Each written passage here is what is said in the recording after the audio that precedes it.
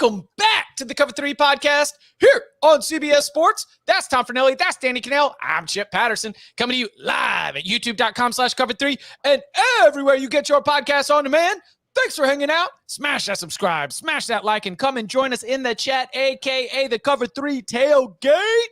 Lots to get to here on a Monday. We will have some thoughts on an all-time finish on so many levels in Army-Navy, okay? For those that are invested in the pageantry and the tradition, you know, you had everything you wanted. For those who were sweating that total, oh boy, we got some reaction to that as well. So we'll be getting into Army and Navy in a little bit. The latest from the coaching carousel. We got a lot of movement over the weekend. Some transfer portal buzz. Looks like the Ducks have their successor to Bo Nix. But we begin, speaking of Bo Nix, with the news from Saturday night. Not a huge surprise to the final result. Jayden Daniels wins, finishing first in the Heisman Trophy voting. Congratulations to Jayden. Michael Penix Jr. from Washington finishes 2. Bo Nix at 3. Marvin Harrison Jr. at 4. Those were the finalists. Florida State's Jordan Travis finishes 5th in voting points, followed by Jalen Milroe, Ollie Gordon II from Oklahoma State, Cody Schrader from Missouri making the top 10 in voting. Cody Schrader looks like he had 1 first-place vote, 2 second-place votes, and 22 third-place votes. Blake Corum and J.J. McCarthy from Michigan at 9 and 10 in the voting points. We've also got some notes of breakups from the regions as well. Danny, I'll throw to you first. Were you surprised at all with the way it all broke down in terms of the Heisman voting? No, not at all. Maybe that was a little bit closer than I thought. I thought it was potentially going to be a landslide, but then after you go back and look, I voted. I put Jayden Daniels first. Like, he was my guy. And then I had Penix, and then I had Nix. So I had those 3 in that order. But then, like, going back and looking at it, like, I do think the regionality of it, I think Michael Penix probably got a majority or all of the West Coast vote and Pacific Northwest, like that entire section of the country was like, hold on a second. We had a guy in the best conference this year go undefeated and beat a whole lot of top 25 teams. So I don't know. I talked a little bit about this morning on my radio show, and Dusty was like, you sound like you have voter remorse somewhat. And I was like, no, Jayden Daniels was pretty spectacular, but I do think this Heisman, I don't know, it didn't feel like typical Heismans. I don't know, it didn't feel like there was a winner that stood out and was like, bam. Like, other years have been emphatic. This year I did kind of go in and I was like, well, I guess we're going to give it to Jayden Daniels. And I don't know if that's what the award should feel like. The guy I had second on my ballot didn't even finish in the top 10. Oh, boy. Whoa. I had Rome Odunze second. John Paddock. No, Odunze.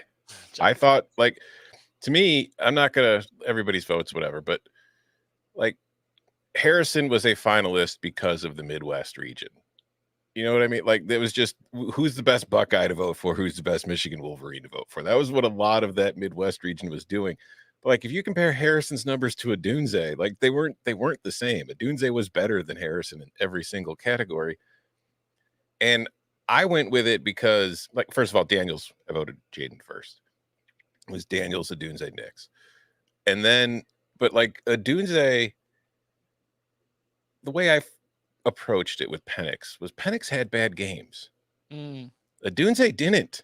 Odunze didn't have a single bad game all year. In Penix's bad games, guess who was the guy getting all his yards for him? It was Rome Odunze. So for me, I thought Odunze was a more important player for Washington. It's not a knock on Penix. I just don't think he was the best player on his own offense. Therefore, I couldn't vote for him to be the Heisman.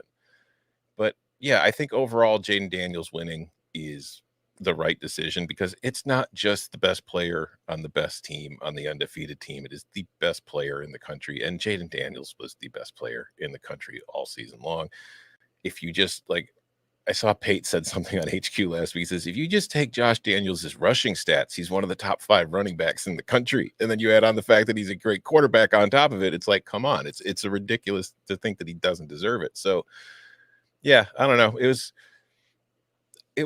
I'm with you, Danny. I don't feel like it was a clear-cut winner in my mind, but I also don't feel like there's a bunch of votes out there that don't make that don't not make sense. Like, I think there's a defensible argument for every single ballot that was put in. Like, I know some people reacted to like JJ McCarthy getting a first place vote, and I think did Blake Corum get one too? I don't, but it's just like people get all mad about that, and then they start arguing about how there are too many voters and yada yada yada. I think the fact that there are too many voters is what you need, because then way votes like that don't really have as much power. Impact. Yeah. But I also see like, oh, we should, strip the votes and redefine the voting process. And it's like, I'm with you as far as people who don't follow the sport probably shouldn't have a Heisman vote. Like, I feel like it should be like beat reporters, national reporters, all that kind of stuff, former winners, all that kind of stuff. But if it's like a radio host who talks about college football for 20 minutes a week, maybe he shouldn't have a vote anymore. But it's not the number of voters, it's who's voting more than anything. And they can vote for whoever the hell they want. Like, who it, I'm not going to say it, but yeah, some of those votes that you don't really like probably come from people far more qualified to understand the sport than you. I'm just going to leave it at that. Michael Penix Jr. of the finalists won the Midwest. Shout out to Indiana, I guess, right? Yeah. So of the it's 100% what it was. Michael Penix Jr. finishes ahead of Jayden Daniels in the Midwest. Bo Nix of the finalists, third in the Midwest. Marvin Harrison Jr. of Ohio State, fourth in the Midwest. Again, those of the finalists. Daniels won the Northeast. Daniels won the Mid-Atlantic. Daniels won the South, obviously by the largest margin of any of the regions, as you might expect. Daniels over Penix in the Southwest as well. Penix over Daniels in the far West with Nix and then Marvin Harrison Jr. The Penix in the Midwest caught me off guard. Danny, I'm with you. It was a little bit closer than I thought. But the reason it might feel that way is just that he wasn't in action on Conference Championship weekend. We turn in our ballots after Conference Championship weekend, and if the guy that you're thinking about for number one is not playing, it does feel a little bit different than when Bryce Young is out there. And I think so 21 is the year he won. 21 is the year he beat Georgia. He had just, gone. And look, the echoes of Bryce Young, who willed his team to a 4-overtime Iron Bowl win, turned around and beat Georgia in the SEC championship game on his way to winning the Heisman Trophy. That might be a reason why Jalen Milroe got a third place vote on my ballot, because it's not the best player. They say the most outstanding. And you stand out when you are able to deliver, in those high pressure moments, when you are able to be just such a consistent power and important piece of a team that's reaching great success. I had Jayden Daniels 1. I had Michael Penix Jr. 2. I had Jalen Milroe as my third place vote, sort of deciding between that and Bo Nix. Rome Odunze was my number 1 on the Biletnikoff ballot.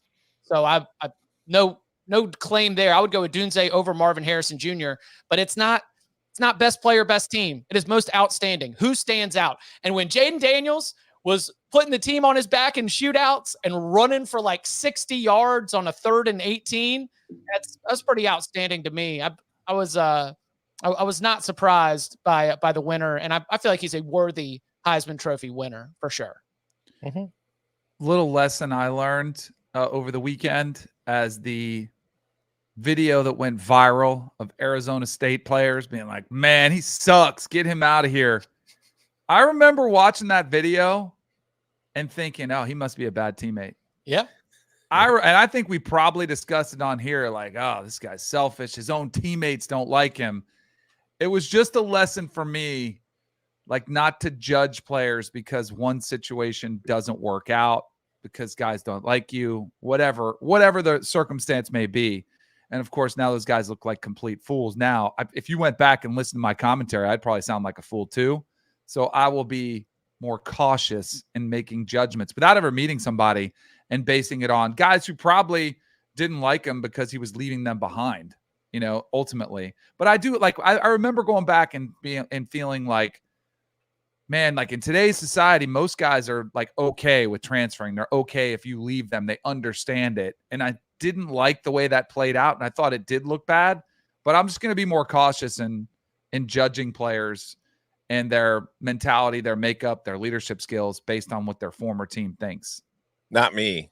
I'm just going to keep jumping to conclusions. Like there was also a tweet yesterday. I'm sorry, I cannot remember who tweeted, but it was a list of players from like that 2021 Arizona State team who have since moved on and have been really, really good elsewhere. Some of them are currently in the NFL. And it's like, man, Herm really did get a lot of talent to that team while he was there. It was everything else they could not figure out. The 2017, 2018, 2019, 2022, and 2023 Heisman Trophy winners, all transfer quarterbacks. Mm-hmm. That is bananas. Since so Kyle 2017, McCord's winning it next year. Huh? Kyle McCord's going to win it next year. Oh, hey, maybe so. Maybe that's just what he needs. Maybe we were unfair to him, and we need to apply the Jayden Daniels principle of judging quarterbacks when they hit the portal. You know, like maybe it just wasn't the right fit for him, and maybe he just needs to go land somewhere else. He also, like Jayden Daniels, probably needs about 2 years, 1 year to get settled, and then another year, which I think that in the modern one-time transfer, that's the sweet spot. It's not when you get them for that one last year and it pops. If you can get them, have 1 year for them to get their feet, and then a second year is like the explosion, that would be what I'd be hoping for as a coach and also what I'd be playing for as a player. Totally agree, especially at the price you're playing. I'd be curious to know who's had the most successful 1 year rental, like for a quarterback. And I would say on average, and this is total guess, just thinking and having this conversation before, I would say the guys there in year 2 have had more success than the year 1 guys. Like it does take some time to learn an offense, to get continuity, to develop a camaraderie with your teammates, like just everything that goes in to being a good, successful quarterback. Because I think we've seen a lot of those jumps in year 2. With Jalen Hurts, I mean, I think he was only at Oklahoma for the 1 year, but I feel like that's a little bit of a different kind of scenario in that he had started for so long at Alabama before he made that jump. So it's like when you jump in there, he's still Jalen Hurts. So I don't know. I'm trying to think of who was just like a 1 year guy who was. Well, then I get that would be, Dylan Gabriel would be this year's version of extremely experienced, highly successful everywhere he's been. And then you continue that success because I think he is pretty plug and play, and he might challenge the completion percentage himself. After it was just challenged by Bo Nix. And by the way, Bo Nix, so he came back. He can win it. I mean, he can get the record if in the bowl game he gets back over, because I know he's below. I thought he missed out on that opportunity to set the record. But now that we're keeping track of and we count bowl games, he can have a big bowl game and get it back above 78.2%, whatever it is, and get the record, I believe. Oregon going to run 20 pop passes. Bo Nix going to be 20 for 20 for 73 yards. But if you're Jayden Daniels, you don't play the bowl game. You go out with the passer rating record, right? Correct. Yeah, that passer rating record is ridiculous. I mean, I understand that with the modern, like you look at it and the records are 2023, 2021, 2020, 2019, 2018. The modern passing game where you don't put the ball in jeopardy a lot.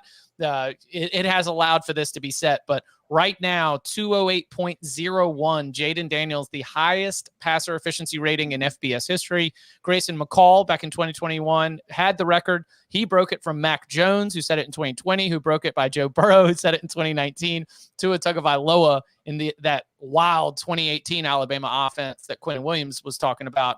That's your top 5 right now for highest passer efficiency rating in FBS history. Going back to the 1 year thing, Russell Wilson is a good call in the chat. Dylan Gabriel can have it be a Russell Wilson type thing. Mm-hmm. Again, like those quarterback, I think there is. But they already had so much experience. Yeah. Like I think if you've seen a quarterback who's been like okay, like Bo Nix, Michael Penix, who have been like okay, and you need them to take a big jump, then I think Cam Ward's probably so. There's a reason Cam Ward. I think Cam Ward is a good 1 year rental. Like he's going to come in and ball out. Kyle McCord, I think, would be the example if he goes to Nebraska.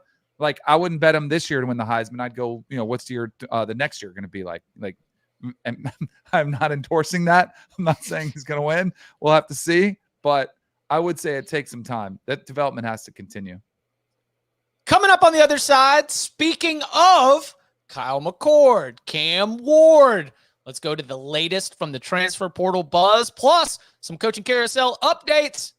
Next. We need your sports news anywhere. We've got breaking news to bring you. Then get your sports anytime you want them. Big trade news overnight to discuss. Because we know you need sports all the time. A lot of movement in the rankings this week. A legend adds to their legacy. We're bringing you that breaking news right here on HQ. CBS Sports HQ, anywhere, anytime, all the time. Back here on the Cover 3 podcast, we've got some updates for Duke, Tulane, Michigan State staff, and a very interesting addition for Lincoln Riley's USC staff. So let's take a spin on the coaching carousel.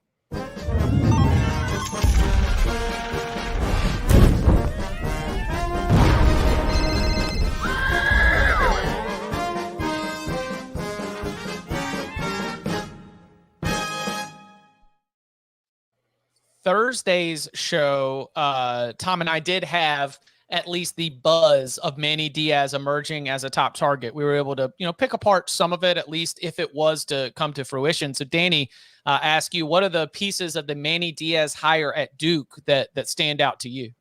I like it. I think it's a pretty solid hire. I think the, kind of goes back to a lot of these jobs we've talked about. Is the expectation to be what Mike Elko was in year 1 and 2 and beat Clemson? Like, good luck with that, especially when you're losing. Like, as much as I like Mike Elko, like the gift of Riley Leonard was something that, I'm sure Mike Elko would look back and maybe give him a portion of his big deal that he just got with Texas A&M. I think the offensive coordinator hire will be something to keep an eye on. Like, what kind of offense are you going to run? Who's going to run that side of the ball? But I like Manny. I think he's a really good defensive-minded coach, so there's similarity there. But I think he's a pretty good recruiter. I think he'll get it. So I think he's got high energy. Like, I think he'll infuse some energy in that program. So, like, go get 7 or 8 wins. Like, let's see what you can do. Like, but I think that should be the charge, not go get 9, 10. But I think even Duke fans realize that. Like, get a couple, a win or 2 here or there a year, and we're happy. I also just feel like he's a good fit there, just personality-wise and with the school. There's a lot of people there who are like the children of politicians, so he should be just fine. That's right. Wow. Hey, look, you're not wrong. I'm not. Yeah, his dad was the mayor of Miami, right? Mm-hmm. That was it. He was the mayor of Miami forever, and like we mentioned on Thursday, he did not have a really bad season at Miami. Right. He had some bad losses, some really, really bad losses, but 3 teams that were bowl eligible at the end of the season, winning record in ACC play, winning record overall. And I'm like, he doesn't like Mac Brown, right, Danny? Because that's great for the Duke Carolina rivalry. Mac Brown fired him after week 2, after BYU ran up 1,000 yards on him. Wasn't he also like that? But Mac loved him too, though. Mac wasn't there a debate about him making him head coach in waiting? Or was he? Was he actually the head coach in waiting? And then, I want to say it might have been a title before he got fired. Muschamp was head coach in waiting, but bounced to take the Florida job. It was like, I'm not going to sit around and wait for Mac Brown to retire.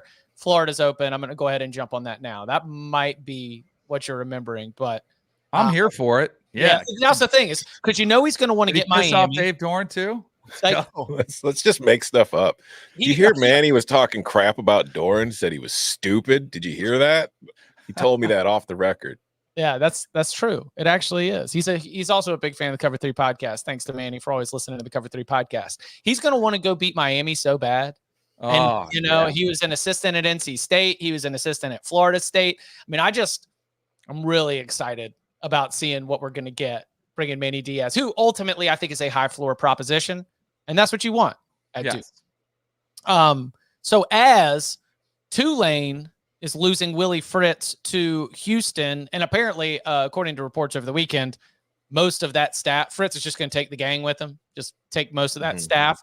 Well, Tulane has announced its head coach, which is bringing on Troy's John Sumrall, a very strong couple seasons there with the Trojans, an upgrade for Sumrall. What's the we've looked at him shoot even for Mississippi State, or, like considered if Kentucky opened, would John Summerall be the hire right there? How do you think it's going to work out for the Troy boys' best friend at Tulane? Where is Troy Boy on today of all days? I know Troy Boy doesn't make an appearance on the show. I mean, oh God, this could get retweeted in the wrong places, but I'm going to say it anyway. I would rather have the Tulane job than the Mississippi State job, because I feel like the Mississippi State job, there is probably a hard cap on what you can do. Now, the money's probably different. So, but I just think it's really, really difficult to win at Mississippi State. And while you could have a Dan Mullen type of, trajectory and then end up getting Florida, or you could have had the kind of success Mike Leach was having, odds are against that being the case, especially in the new SEC. So I feel like you're going to be hitting your head against the ceiling, and I don't know where you could go from Mississippi State. Instead, you're going from Troy to Tulane, and I think there's a clearer path to a bigger, better SEC job from Tulane than clearly there had been from Troy. So if he goes to Tulane, takes over a program that I think needs a reset, because not only is Fritz and the entire staff leaving, but Michael Pratt's leaving. A lot of key guys from that team are leaving. But you're still one of the programs in the AAC that has the resources, that has the chance to be one of the more dominant programs in that league and compete for conference titles. And John Summerall has shown by taking over a Troy team that really did not have a whole lot going for them and quickly getting them up to snuff where they were winning the Sun Belt. Like, I think he's going to win games there. And I think if he does have the same kind of success with the Green Wave he was having with the Trojans, he's going to be an SEC coach within the next 3, 4, or 5 years. I totally agree. I think you could go around and say, of the possible opportunities that were out there in this coaching cycle, I mean, Tulane's one of the better options that are out there for anybody. And so, like, if you're a coach that is pegged as the next big thing, which I do think he's accurately assessed as that, you can pick and choose, and you can say, hey, and you can only jump when you want to jump. And I think this makes a ton of sense. Like Duke, we were just talking about Duke. I mean, probably rather you can get to the playoffs at Tulane. Mm-hmm. If you win the conference, you can go to the playoffs. And then if you get to the playoffs, even if you get smoked in round one, you're still a playoff team. And then all of a sudden that next, the next time that a big opportunity opens up, maybe it's even more selective, or you can stay at Tulane because you've proven Willie Fritz has shown you can win there. I think regionally it makes a lot of sense. You're already familiar with the landscape recruiting wise in the area. So I think Syracuse, of all, like most of the jobs that are open, A&M is clearly a better job. Michigan State, clearly a better job. Maybe then it's Mississippi State, but those probably Mississippi State, the job security is not there and the expectation is probably going to be unobtainable. So you go to Tulane, you crush it, and I think it's perfect. I think, tell me if I'm wrong about this. I think that what has happened with this move is he has actually moved into an easier conference at a school with more resources. Yes. I think there are more easy wins on an American Athletic Conference conference schedule than there are in the Sun Belt. But he's thank goodness Mike Oresco retired. Whew. Man.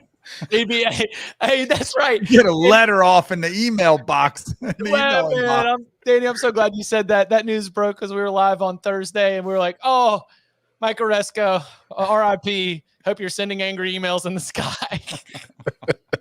But at Tulane, like, you were also upgrading. Michael Pratt could have left, and they did whatever needed to happen to make Michael Pratt want to come back to Tulane and want to run it back, try to go for another double-digit win season, try to go for a conference championship and a New Year's Six bowl bid. Didn't get it, but they were right there playing for it on the first Saturday in December. If that work of generating the investment around Tulane football that Willie Fritz was able to do, he has left that job a much better place than when he found it. And if you still have connections to that, and during the interview process, you got a pledge that was still all going to be there, you are going to be in a better spot nationally and also have more wins, I think, than you would if you were just trying to constantly run through that meat grinder that is the Sun Belt.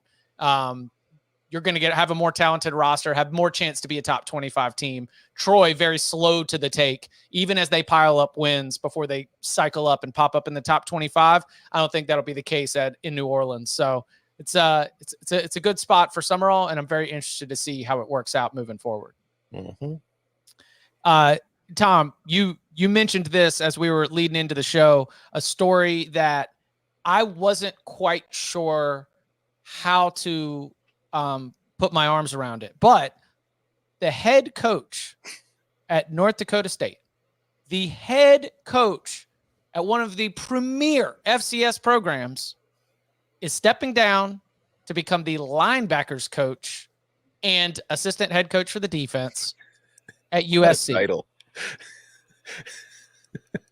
We already know, remember, USC hired UCLA defensive coordinator D'Anton Lynn to be the defensive coordinator. And that was a splashy hire. You know, the way that UCLA's defense had played, Lynn's own pedigree and coaching profile suggests like he is a rising star in the industry. So you go to your crosstown rival, you pluck the best part of their staff, and now you're bringing in a North Dakota State head coach to also join it. What do we make about this, Tom? Is this the mentality thing that you were going for? Mm-hmm. Yeah, I love this. Sick. All right, cool. Yeah, no, this is what I've talked about for a couple of years now. I wrote about it earlier this year. USC moving to the Big Ten. They need to change. I mean, even if they were still in the Pac-12, they needed to do it. But like they need to change their approach. It can't just be we're going to be super cool and fun, score a whole bunch of points. They have to get a lot tougher on the lines of scrimmage. And obviously bringing in two coaches does not fix that right off the bat. But the mentality they bring, especially because like if you look at what North Dakota State has been through the entire time it's been the FCS powerhouse that it's a tough, physical football team that beats you up at the line of scrimmage. And that is just the kind of mentality that USC hasn't had for a while. When USC was competing for national titles, we all remember Matt Leinart. We all remember Carson Palmer, Reggie Bush, all those guys. They were superstars. But they also had great offensive lines, and they had great defensive lines, and they were tough, and they would beat the hell out of teams while putting up 40 points on them. And that's what they need to get back to. So the moves that Lincoln has made so far, to me, at least signal that he's become aware of it. Like getting rid of Grinch was obviously the first step, bringing in Lynn and now bringing in Entz. They are taking defense a little more seriously. They're trying to change the approach and I guess the culture of how they're going to go about things. And I think that they absolutely had to do it. Now, they still have to go. When it comes to recruiting, you still have to go get those guys and get them on your team and keep them, whether that's in the portal or out of high school. I suggest doing both. So that's the next step. But this is, if I'm a USC fan, like after seeing this news this weekend, I was a lot more optimistic about USC in the coming years in the Big Ten than I was 3 days ago. What if that sun turns him soft? You know, it's a lot easier. I mean, Hey, you got to be hard to live in Fargo. Like you can't go outside for 4 months of the year. It might be 6 months. You go to LA, it's like, ooh, this is kind of nice. Let me put on a sweater. It's 60 degrees. I love the hire. They clearly need somebody that's going to bring a mentality, that's going to bring some sort of edge. I think I've referenced this on here before. Coach Bowden's a sweetheart, right? I played for Coach Bowden. He is a sweetheart of a man. I never heard him curse. I never hear him really get into somebody at practice. He'd get angry, but like it wasn't that big of a deal. He had Mickey Andrews, was his defensive coordinator for 20 years. He was the tone setter on the defensive side of the ball, and I've never met a nastier. Like you talk about being able to curse somebody out. Like he had creative ways to make you feel like you were this big, but it made you tough. You know, it made you mentally tougher, and he loved you as well. It was sort of that tough love, old school, like drill sergeant. We're going to get you ready for battle. I'm going to love on you after it's all said and done, which he did. His players loved him, but they clearly have to create something like that. And whether it's Stanton Lynn or it's Entz, somebody has to do it. There's a pretty interesting phenomenon happening. I think this goes like we always see copycat hires made like, oh, that worked. I mean, North Dakota State's been a nice little pipeline. I mean, anybody notice the success David Braun had when he wasn't even supposed to be the head coach? He's thrust into that role and all of a sudden it works.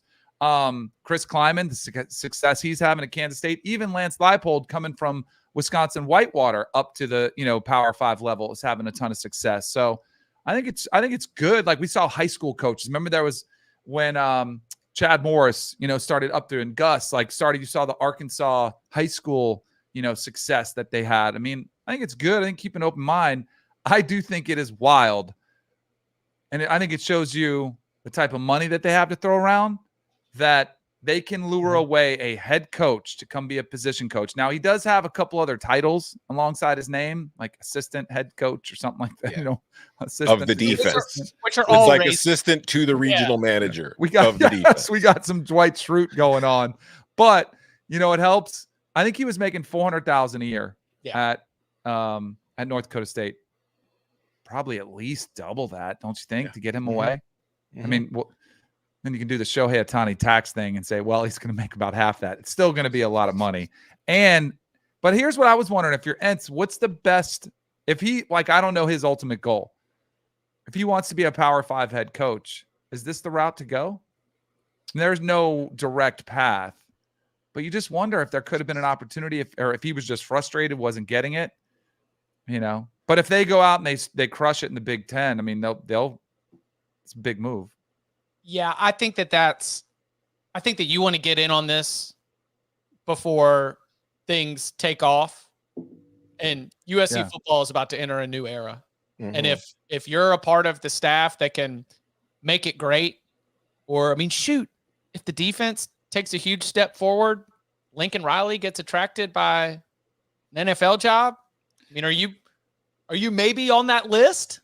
Like, do you maybe get a look at I don't know, but I think that there will be such a high profile. USC football will have an incredibly high profile because of the newness of it all, that we will be watching the Trojans very closely. But there's also the very real possibility, and obviously he just left the head coaching job at NDSU for a position coach for the most part role. But there's also just the new reality that we kind of have to get accustomed to here, that we talk about, does this line you up for a Power 5 head coaching job?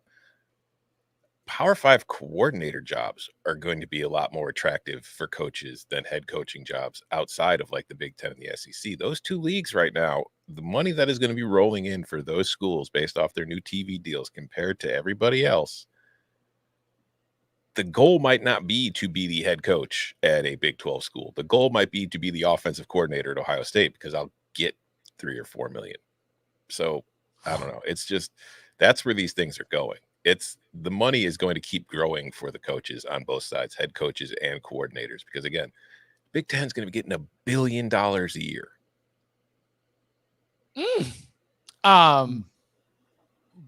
As of this morning, a little bit of breaking news. It looks like, according to the Cover 3 tailgate, is it official, Andy Avalos to TCU, or is that still just being reported? Are we at targeted yet? Andy Avalos, the Boise zeroing in on, emerged. Andy Avalos, the Boise State head coach who was fired in the middle of the season, prior to then Spencer Danielson leading the Broncos all the way to a Mountain West championship. TCU parted ways with Joe Gillespie, the defensive coordinator. Danny, I remember we were in LA. Everybody was talking about Joe Gillespie. He was he was a huge part of TCU's title run. Any thoughts on? I mean, it's just, there's times when I see a coach get a $76 million payout, I'm like, man, I should have gone to coaching. But then there's way more times like this where you're like, what a fair weather business, where you'd have to move up again, move your family with you, where you might get fired again. I mean, it seems to me like it was just something had to happen. There was just pressure on Sonny Dykes, and that might be an unfair read. People closer to the program might know something about their relationship, but and that always is something that could be very real. Maybe they just didn't like each other. Maybe they didn't like working with each other, and last year they won in spite of it. I'm seeing McMurphy, who I like. Brett's just I'm going out with it. I don't need any sources. I don't need it. I'm just going with it. He's been hired. He did say Andy Avalos been hired. But I don't know. To me, it feels a little bit knee-jerky, but there must be something going on behind the scenes. But I think Andy Avalos is a good defensive coach. Some guys, for whatever reason, maybe it's the pressure of being at Boise State where you were for a while, you have that expectation. I do think he's a really good defensive coach. And some guys are just better coordinators than they are coaches. Sometimes the wrong time, wrong place. Fun fact. If they fired the strength coach, though, that was the one who he got a lot of love. As long as he's still there, I'm like, okay, we're all good. The fun fact, context matters. This is all skewed by the championship game, but TCU allowed more points per game last year than they did this year. although they allowed more points in conference play this year than they did last year. But yeah, I was surprised by it. Like, obviously TCU had a steep downfall from last year, but we talked about it last year. That was a team that was playing in a whole lot of one-score games, that was on the right end of them, and was probably going to see some regression this year, both just from a luck angle and all the players you lost off of that team. So I don't know if the coaching was a problem as much as reality came back and players left. But yeah, I have nothing against Avalos. I think Avalos was a good DC at Oregon. I think there's a reason he got the Boise State job because of it, not just because he was an alum. And then, he comes available. So maybe Sonny just wanted him. I don't know. It's one of those things. It's like, I don't know if it's going to make a huge difference. Also, we've got Joe Rossi, a name that's mentioned on the Cover 3 podcast a lot, the defensive coordinator at Minnesota. We have the execution of Minnesota's defense sometimes is the numbers are hurt by the uphill battle they have carrying the offense. Some personnel departures as well at a place like Minnesota can really hurt it, but he still gets pretty high marks from me. I mean, Tom, I kind of feel like this is this continues to check off Jonathan Smith being able to build things out in a way where he should not have to have a huge uphill march to get Michigan State to meeting expectations. Joe Rossi is a very good defensive coordinator. It's a very good hire for Smith in Michigan State. I think that you could, Michigan State's defense, Mel Tucker came and he had a, background as a defensive coordinator throughout his coaching time, comes to Michigan State and the defense was bad, especially in the secondary. Last defense. Yeah, they got cooked. And that will not be the case with Joe Rossi's defense. You're not going to give up a bunch of points. You're going to, you're going to be able to tackle. You're going to be in position. It's going to be crazy. To me, the more interesting side of this is the Minnesota side. But that boat's taken on water, because if you look at what has happened in that program this offseason so far, Callie McManus is transferring. And you remember last offseason, that staff was talking about how he's the future, how high they were on him. I didn't agree with it, but they felt that way. And now he's in the portal. He's leaving.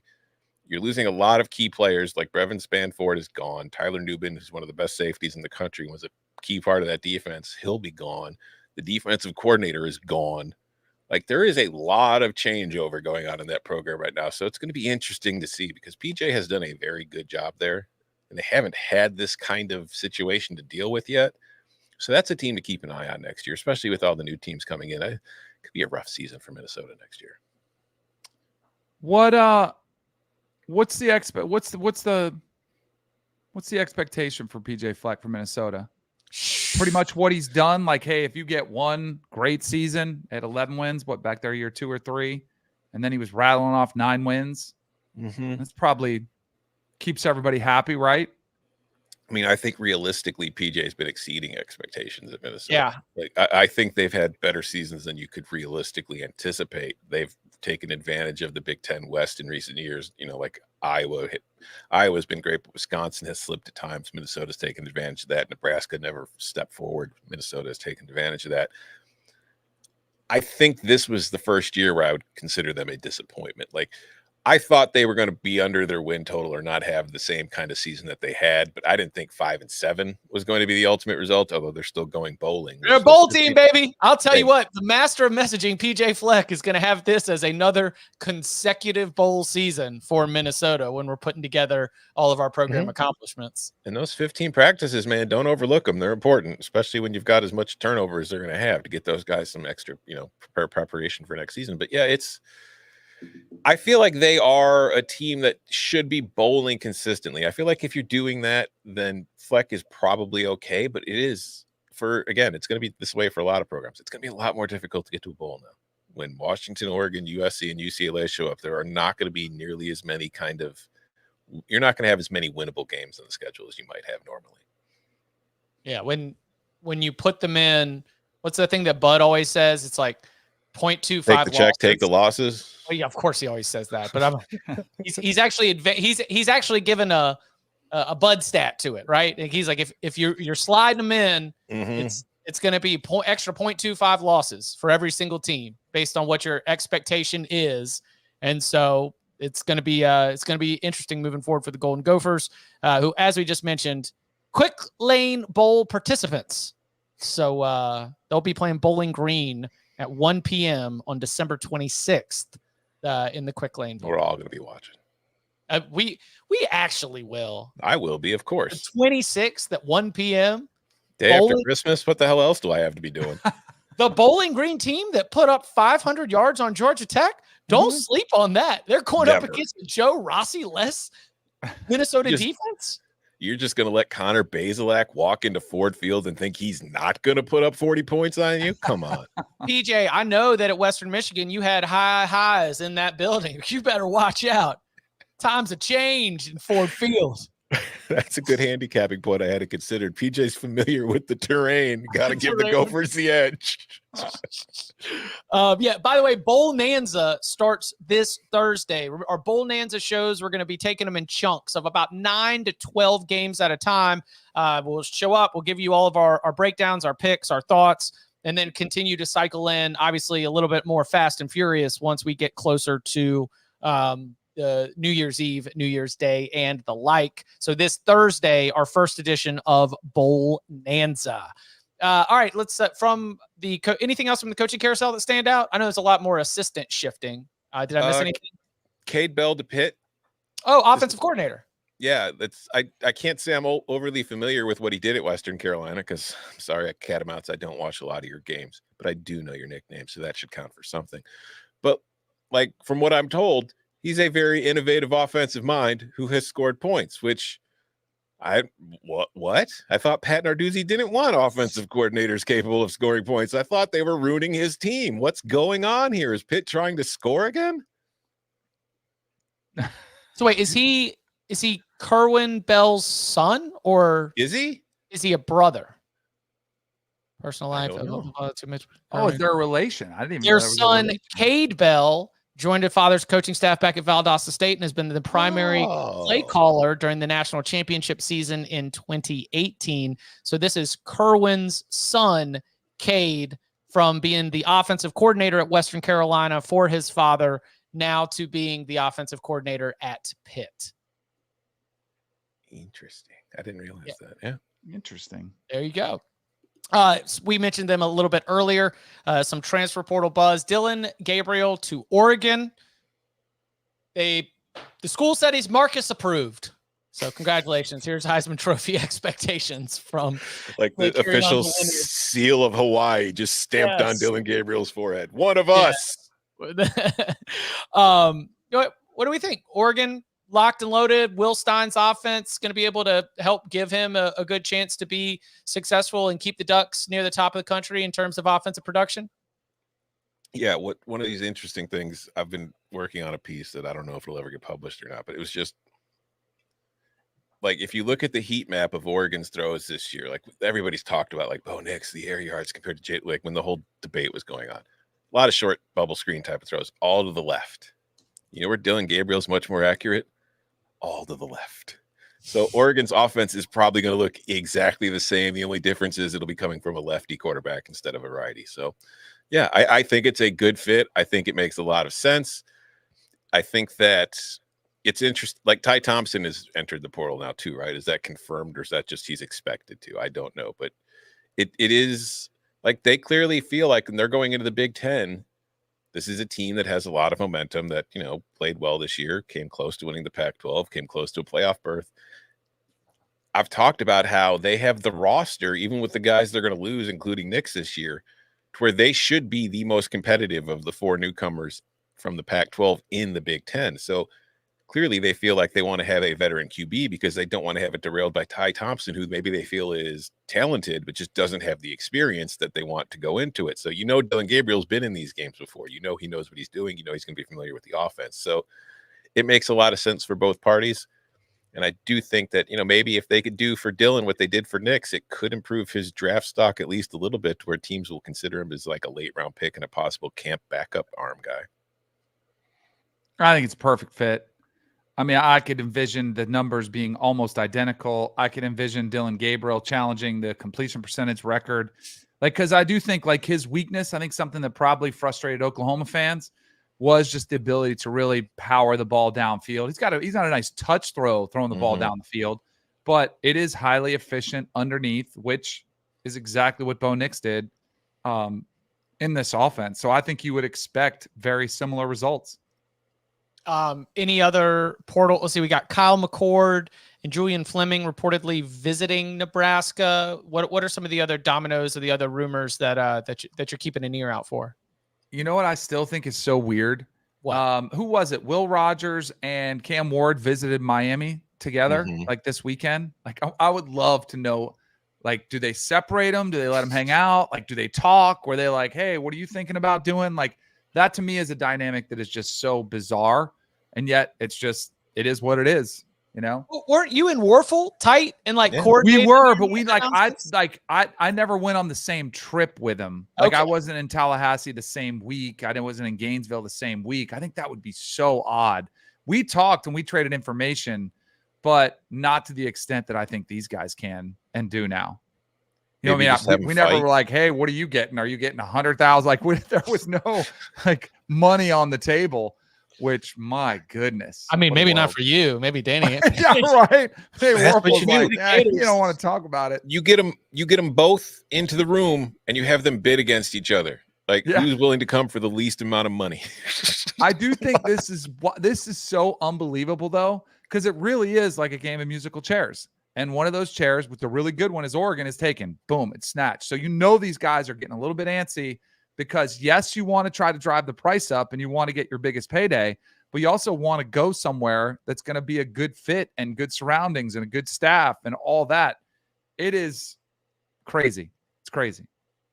There have been some other sort of position, skill position pickups, you know, like Marcus Carroll from Georgia State, running back, lands at Missouri. You're like, well, they just had a great offense that featured Cody Schrader, got him a top 10 finish in the Heisman Trophy voting. And Carroll was a great running back in the Sun Belt. That's something that definitely could work out. It's the pieces are starting to fall into place a little bit. Of course, Cam Ward, I think, is that last rock star that we're kind of waiting on right now, right? Yes.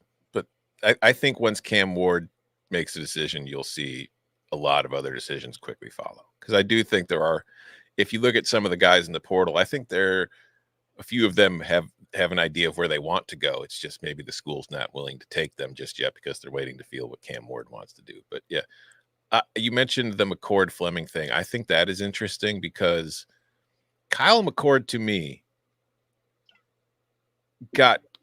he was in an unfair position to where he was being compared to Stroud and Fields and everybody that came before him. Like, he doesn't suck. He's just not the top of the first round pick kind of quarterback. So for him to go, if he ends up at Nebraska, I think that is a huge upgrade over what they had. It's just, I don't know if they have the same kind of weapons around him. So that would be a very interesting thing for me to follow. Like Julian Fleming, I mean, I don't know if they're a package deal or not. I think Julian Fleming's a good player. It's just when compared to everybody else in that Ohio State roster, it's kind of the same situation. Like, he doesn't stink, but he just wasn't the kind of complete receiver that Ohio State has. Like, he's very, if you look at his route tree, it's mostly kind of short yardage type of stuff, and then, you know, and then maybe get some yards after the catch, but he's not even great after the catch. So I don't know. I'm just rambling now. But I think McCord is an interesting thing for Nebraska if they can get him. And I do feel like if they're both going on a visit at the same time, I feel like there's a pretty strong chance it happens. Makes sense. You still believe in Kyle McCord? And I'm gonna couch this with believe means better than 52.1% completion percentage, 10 touchdowns, 16 interceptions, 6.2 yards per attempt. That is the combination of Heinrich Arberg, Chuba Purdy, and Jeff Sims. Those are the three quarterbacks combined last year. 52% passing, 10 touchdowns, 16 interceptions. Danny, if believing it means better than that, do you believe? I believe it will be better. The quarterback play will be better for the Cornhuskers for sure. We should do an episode on like booms and busts. I could actually do some work on that.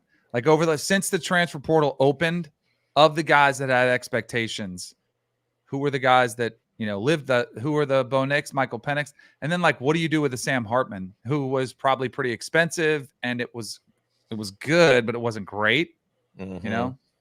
So what that would be like a Sam Hartman, Devin Leary, Brennan Armstrong.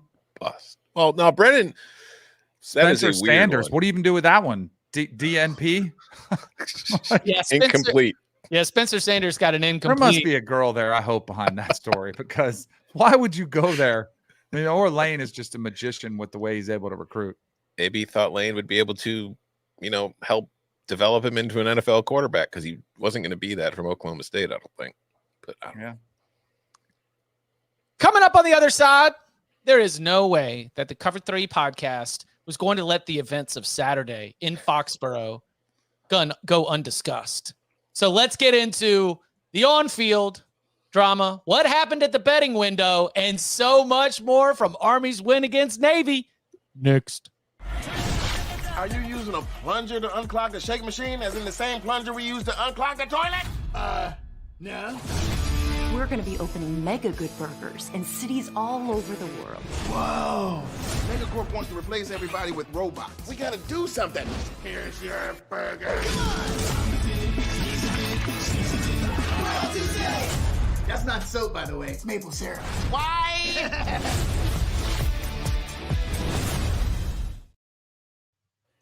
Back here on the Cover 3 podcast. For the first time since 1996 to 1998, the over has hit in back-to-back years in the Army-Navy game. Last year, Oh, it no, was whoa. No, it pushed. Depends on the number. The closing line was 28, sir. Okay. So I saw a lot of people had 27 and a half. They did, but the closing line was 28. So officially it was a push. Okay. Last year, the over hit in overtime. This year, the push hit on an intentional safety on the final play of the game right after an incredible goal line stand. So if you were sitting on 27 and a half, you're seeing Navy, they're at the goal line, they're going for it. Like, all I need is a goal line stand and we'll be good. And then you get the intentional safety, 17-11. Aside from the total stuff, Jeff Monken now with 6 wins in the Army-Navy. That is tied for 4th all-time behind Ken Niumatalolo with 10, Earl Red Blake with 8, George Welsh with 7, and Jeff Monken among those, including Paul Johnson, Bob Sutton, and others, with 6 wins in the Army-Navy. It gives an outright Commander-in-Chief's trophy win to Army, who have now won 10 Commander-in-Chief trophies as a whole, and a lot of that work has been done during the Jeff Monken era. A lot of congrats to Army. They got out ahead, and it was really kind of a furious charge from Ty Lavatai in the second half to be able to get Navy back into this game. Tom, I believe you live blogged this game and are on CBS Sports HQ, wire to wire Army-Navy coverage. We can hit the total. We can hit the game. What were some of the big thoughts from everything that unfolded in Gillette Stadium? Well, I mean, first of all, go Army, beat Navy. Go Army, beat Navy. But it was a game where not much happened for 55 minutes, and then the last 5 minutes were just nuts, because the biggest shock to me was Army had the ball in Navy territory on a 4th and 3 and punted, which was very much against what Army has done for the last however many years. Either way, you don't really trust Navy's offense to go down the field and score, which they nearly almost did. But you're not trusting them to do it based on everything you saw in that entire game. So I didn't understand the decision not to go for it, because even if you get stuffed, Navy still had to go 60 yards in the final 90 seconds. So the punt was weird. Then it was the fact that it was only a 10-yard punt certainly didn't help matters. And then Army was playing off. So Navy was just doing quick little routes and getting out of bounds, and Army did not adjust and made it way too easy. And then there was some consternation about the decision to run the QB sneak on the 4th and goal. I mean, you're Navy. What the hell else do you expect them to run at the goal line? Got 4 plays. Did you think they were going to go shotgun in 5 wide? And no, they're Navy. They're going to do what Navy does. So I had no problem with their play call there. Army's defense just made the stop, won the game. But yeah, the fun story is because, as you mentioned, I'm doing all the HQ. I'm doing the live blog.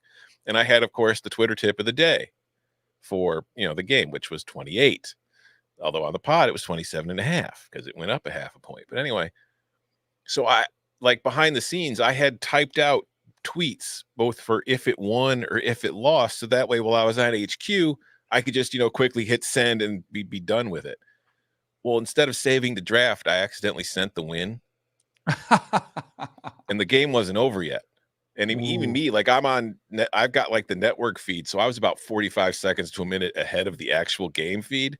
So I'm sitting there like, oh crap. I quickly deleted it. But then of course the safety happened, but everybody had screenshots of what had happened. And it's like, yeah, I know it's my fault, whatever. But yeah, at least in real life, I had 29.5. So it was never even a problem for me. Oh, that's unreal. I just love that's the perfect game for social media at the end when you see people just either celebrating or agonizing over what happened. It's awesome. It's such, I can't recommend the game itself. I've been there wasn't there this weekend, obviously, but it's if you can go, you got to go.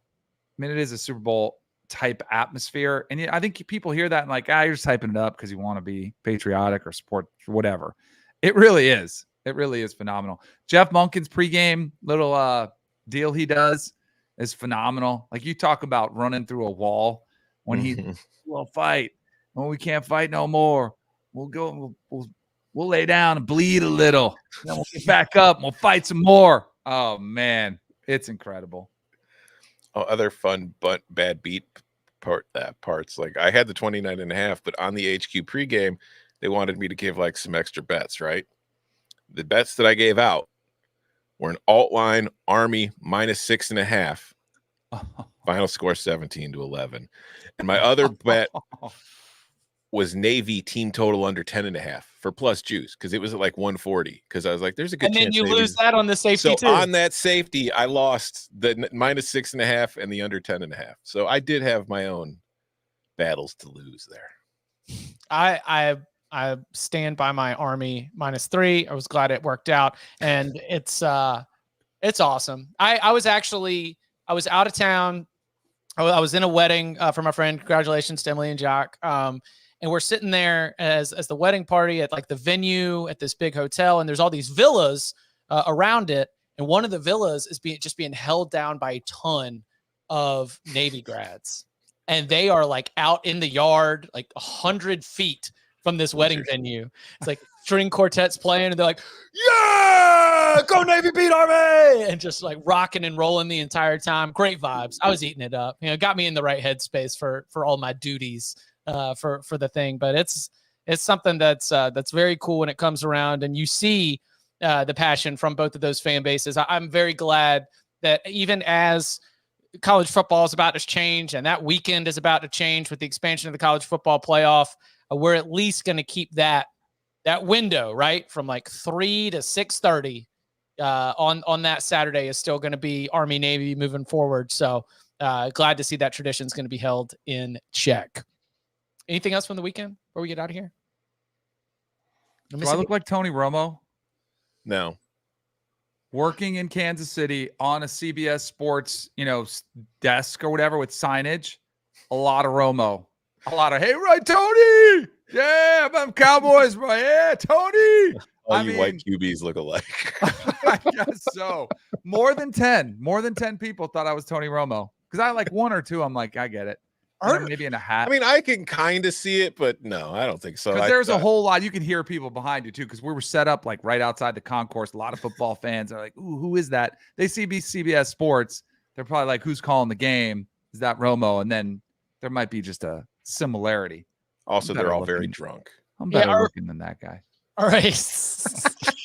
Are you taller, right?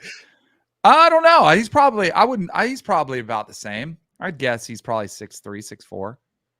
Oh, let's check. I'm a better golfer too. Yeah, well, Tony's maybe a good golfer. It'd actually be a good match. I could take him, but maybe you can't. Tony is 6'2". A whole bunch of. He's 6'2". Yeah. Yeah, so I am taller. Yeah, that's what I'll yell back. It's not me. I'm not Romo. I'm taller. The guy's short.